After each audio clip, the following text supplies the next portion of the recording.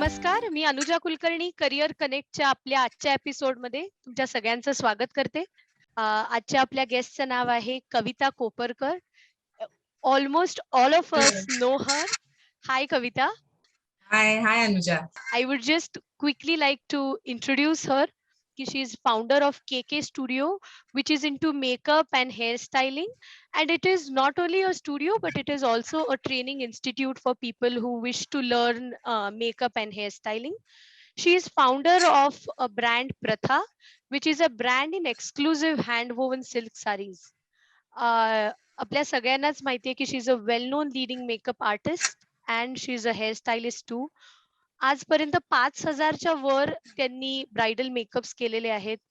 खूप लोकांसाठी personal makeup आणि हेअरस्टायलिंग साठीचे वर्कशॉप्स कंडक्ट केलेत. She has been writing numerous articles in newspaper, magazine, and periodicals.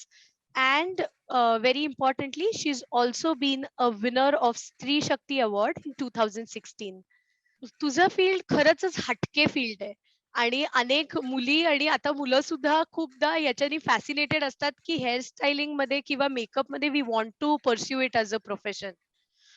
पण अजूनही पेरेंट्सना किंवा अजूनही मेनस्ट्रीम प्रोफेशन म्हणून त्याच्याकडे बघायला थोडीशी पेरेंट्सना भीती वाटते.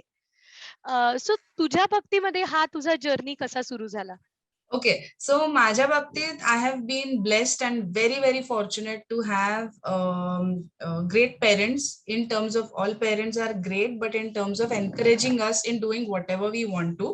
बरेच गोष्टींमध्ये इंटरेस्टेड होते आणि माझं असं ठरलं होतं की मला डॉक्टर किंवा इंजिनियर नाही व्हायचंय.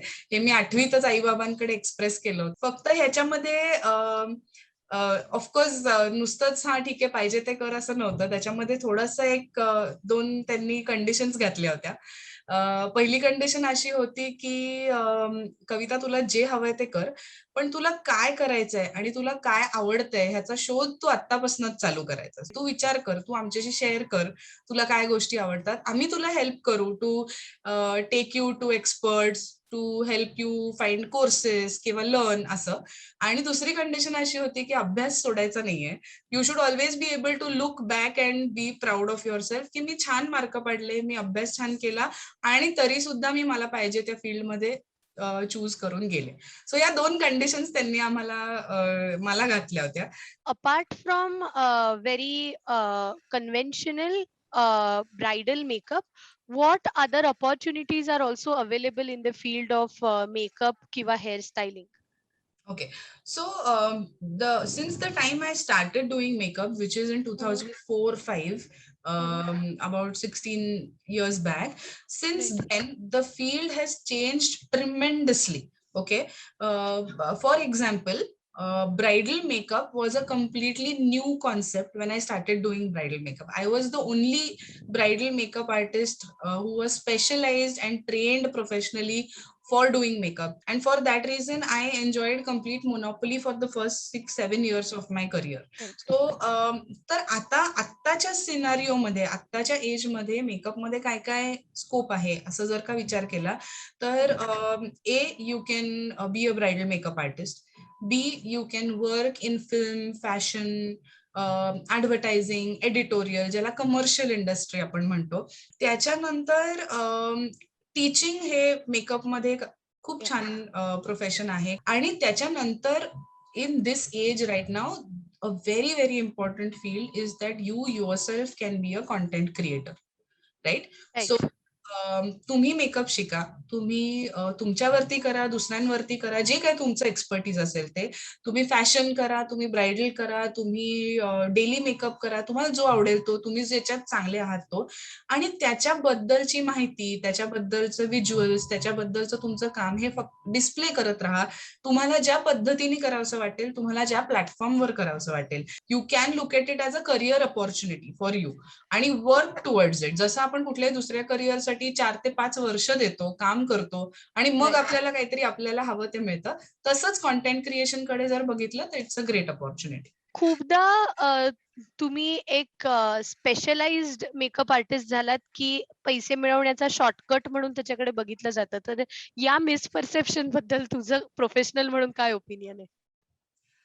आता तेच आहे ऍक्च्युली की आता फॉर एक्झाम्पल मी 12वीत असल्यापासून प्रोफेशनल मेकअप करते, म्हणजे प्रोफेशनली पैसे कमवण्याची सुरुवात मी 12वीत असल्यापासून केली.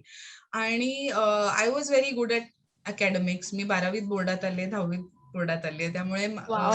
एक उलट प्रेशर होतं माझ्यावरती की हम्म, तू इतकं चांगलं तुझं अकॅडमिक परफॉर्मन्स आहे, तू हुशार आहेस, तू तुझी हुशारी वाया का घालवतेस मेकअप करून. This hmm, was the perception that I had to actually fight against. आणि थोडंसं माझा मेकअप चांगला व्हायला लागल्यावरती आणि मला खूप काम मिळायला लागल्यावरती, एवढं पैशांच्या मागे का तुला पळायचंय, एवढं काय पैशांमध्ये ठेवलंय, तू शिक, तू हम्म, अभ्यास कर. पण हे कोणाला लक्षात येत नव्हतं की मी जे करते त्याच्यामध्ये मला प्रचंड आनंद मिळत होता. बी त्याही गोष्टीमध्ये मी खूप जास्ती, जसं आपण रियाज ज्याला म्हणतो की एखादी गोष्ट हम्म. करण्यासाठी रियाज, कुठली कला जोपासण्यासाठी, तसाच रियाज मी करत होते तासन तास माझ्या कामासाठी. आणि मग त्याच्यामधनं जर मला पैसे मिळत होते तर that was a byproduct, right. Right. So हे हे खूप इम्पॉर्टंट आहे. आणि दुसरी गोष्ट म्हणजे की मेहनतला शॉर्टकट नाहीये. म्हणजे जेव्हा मी ब्रायडल मेकअप करतेय तेव्हा मी पहाटे 4 पासून रात्री 8 पर्यंत माझ्या पायांवर उभी असते.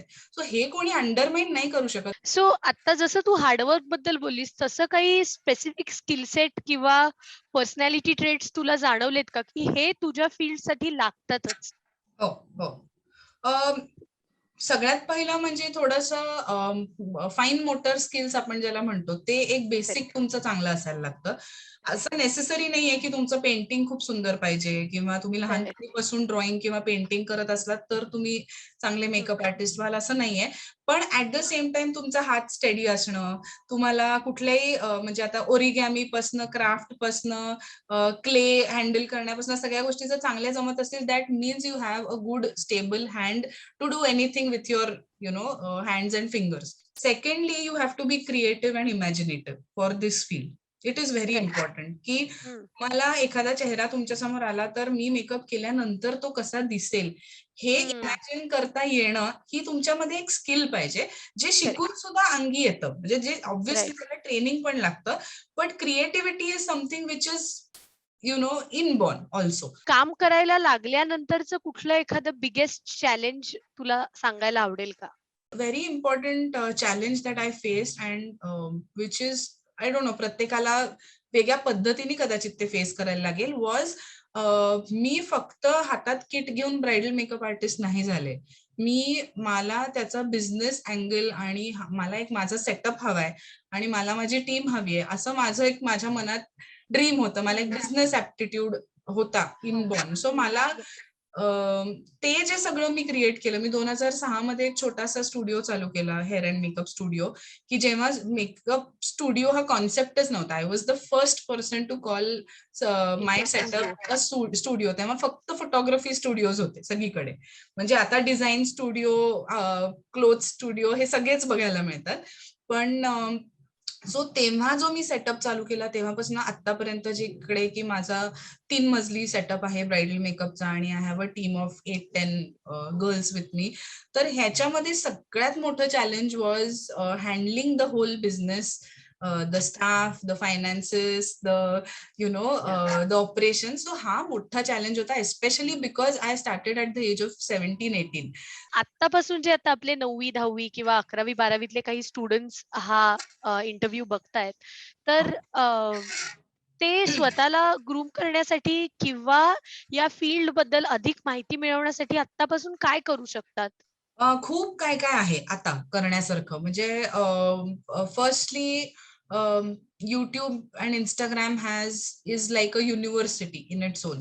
की तुम्हाला मेकअप राईट. मध्ये इंटरेस्ट असेल तर तुम्ही जगातले best makeup artist, YouTubers, Instagram influencers in beauty and makeup हे फॉलो करायला लागा, ह्यांना फॉलो करायला लागा.